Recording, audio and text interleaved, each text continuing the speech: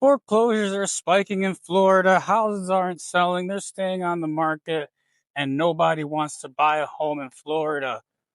That's the news that you see every day, whether it's on YouTube, whether it's on the news, whether what it is. You'll see many people shining the light on what is going on in the Florida housing market and how terrible it is to live in Florida, to buy a home in Florida.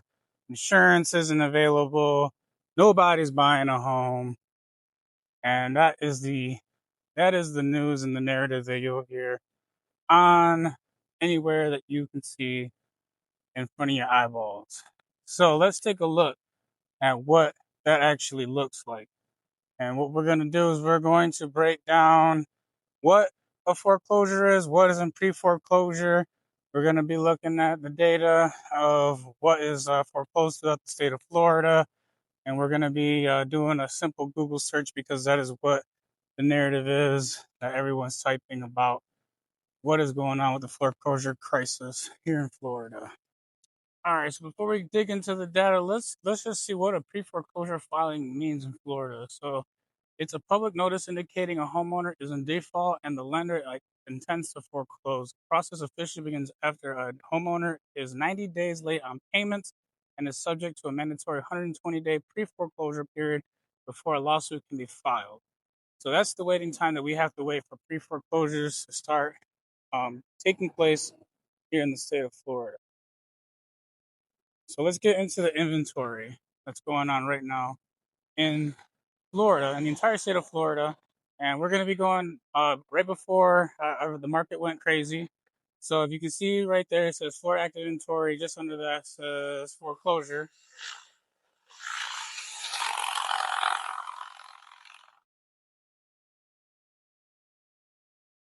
So that way we can get a better idea of what's going on right before the boom happens. So we topped out at just under 1,750 units in January of 2018.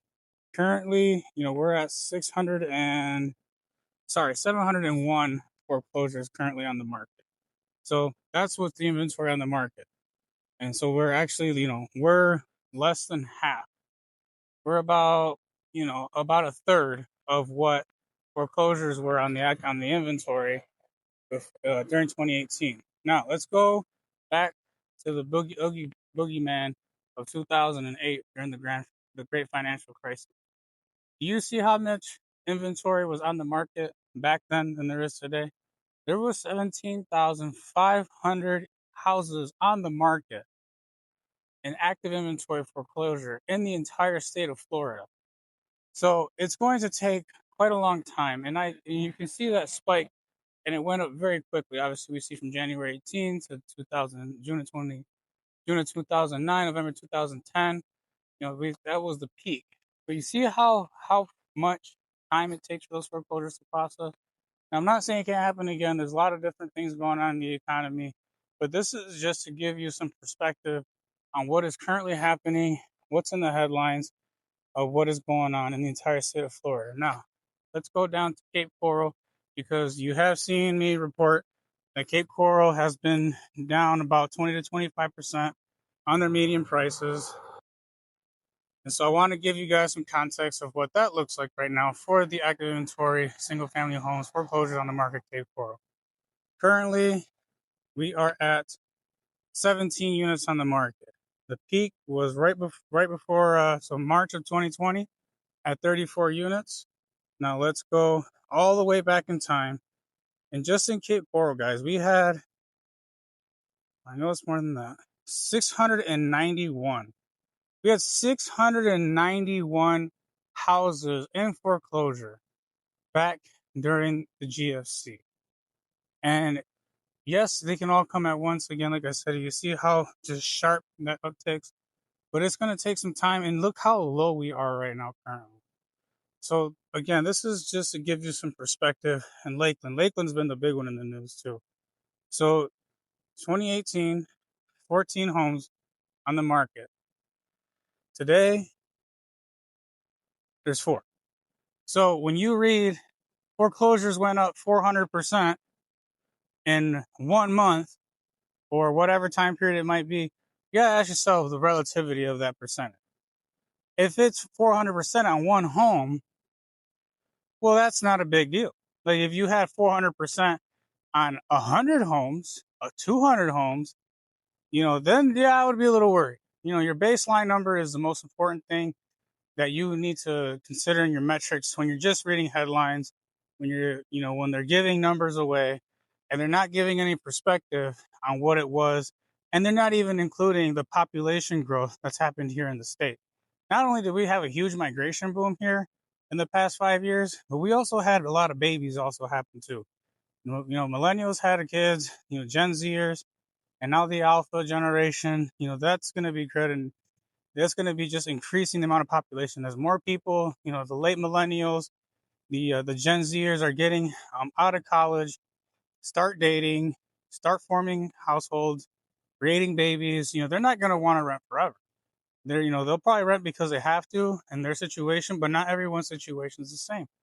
Everyone's going to have a different situation, and the incomes have risen in the state of Florida, especially with remote workers, where it gives them the ability to do that. Now, yes, remote workers have been called back to work, and that's still going on, and we are seeing increasing layoffs, and we'll see where the economy is in about 6 months,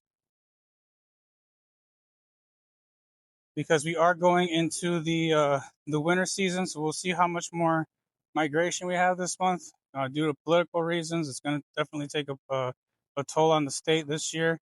A lot of Canadians are, selling their homes, and those are going onto the market. And sometimes they're overpriced and not selling, and sometimes they got to cut the price on that to meet the market. But there's just a lot of political things that are going to happen, especially as Florida is a tourist state. We also have other states, people here in not just in Canada, but in our country as well, who just refuse to come here and spend their money here due to political differences. And this is also internationally too. And a lot of it doesn't even have to do with our governor. A lot of it has to do with just our president. So and just trade relations happening too. So there's just a lot of different things right now that are going on that could change the economy here in Florida. We're actually one of the few states in the country that is still growing. Again, we'll see where that goes into the future. But again, I just want to give you some perspective. And let's go back to 2008.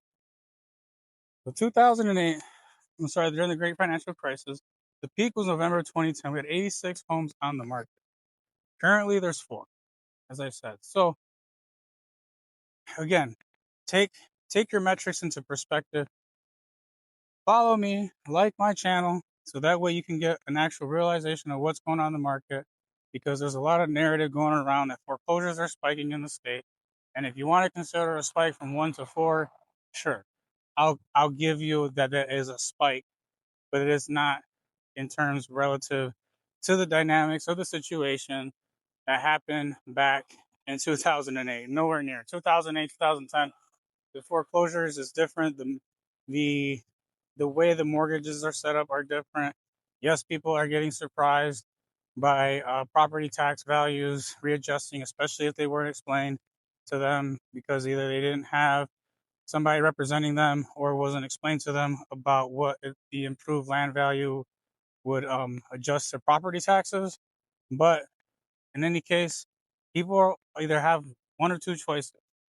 Well, actually, three choices. You're either going to rent, you're going to buy, or you're going to live with a family member or a friend.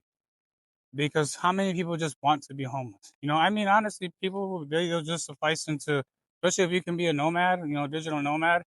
We lived out of a van for a couple years. That was fun. That was great. It gives you a lot of freedom. And I loved it too. But living out of a backpack, living out of a suitcase, that does get old. And, unfortunately, some people will end up in that situation, forcefully, and, not because they want to, but because they have to. And that's a sad situation. But for the majority of the people, it's just not, it's not feasible for them, especially if they have kids, and they're probably going to want to either stay in their home, something that they're investing in, something that their family can enjoy, and put their money towards it, and and their equity, so that eventually they'll have that paid off. So again, it's just psychology, guys. It's not about what we're hoping. What I would never hope for anyone to lose their home, first of all. I'm a really big advocate on getting rid of property taxes here in the state of Florida, on homesteaded properties, so that way those families and those children don't have to lose their homes, and then unfortunately end up with on the street, moving with family members, and or possibly rent as well. And what's going to happen to rent prices if foreclosures happen and the demand spikes for rentals? Well, the rent prices are going to go up, and a lot of people will say that it's a bad thing for Florida to start overbuilding, all this overbuilding that's happening in the state. But if we want prices to drop, I'm sorry, or just to stay maintained as population, again, it's not essentially just a population migration coming in, but also, like I mentioned before, um, household formation, families creating, right? Year after year, someone's graduating, someone is getting, someone is getting a job to afford a home, someone is getting a promotion to be able to afford a home, someone is out there able to make that happen.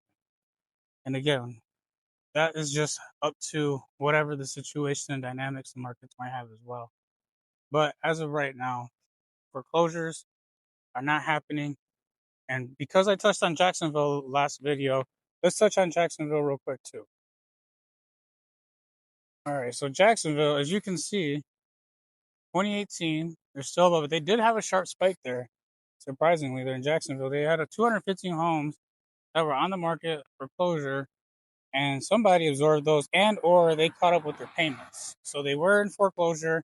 They were able to catch up, or something happened where either possibly an investor picked it up, or someone with a lean investor or a fix and flip, just someone came in, got them out of foreclosure, and they returned the keys over, or they caught up with their property taxes and their payments, or it's not the property, but the payments in general, and they're able to keep their home. So right now, currently though, we have 71 houses on the market. Pre 2020, the peak, to say here, 129 homes on the market. And there wasn't craziness back then. They were, there was a lot of not news. Let's put that in perspective. So again, at the peak of the foreclosure market was September of 2010. We had 1,343 homes in Jacksonville that were under foreclosure. And look at the vast difference, guys. It's huge. When people say, oh, the market's going to crash tomorrow, real estate doesn't move that fast. If it's going to happen, it's going to happen gradually. And it doesn't even need foreclosures to happen. As you've seen before, I did Cape Coral, and like I said, they're down 20-25%. Fort Myers as well. And there's other markets too that are in correction mode as well too. And that's just the reality of things, guys. I know there's a lot of people that are getting fed this narrative that this is gonna be 2008 all over again, and housing prices and all this, and it's possible. I'm not saying it's not, but just look at the numbers.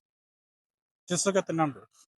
Again, there's more people alive today forming families than there was back 20 years ago. 20 years ago.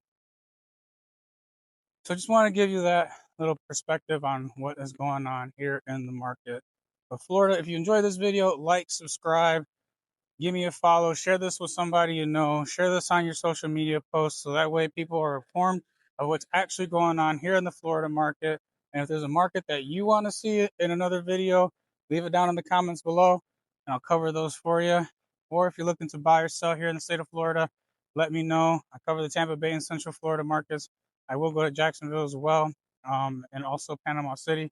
So, I will go to where you need to go to find the right home for you. And I appreciate you guys being here. You could have been anywhere else in the world, but you're here with me right now. You have a beautiful day.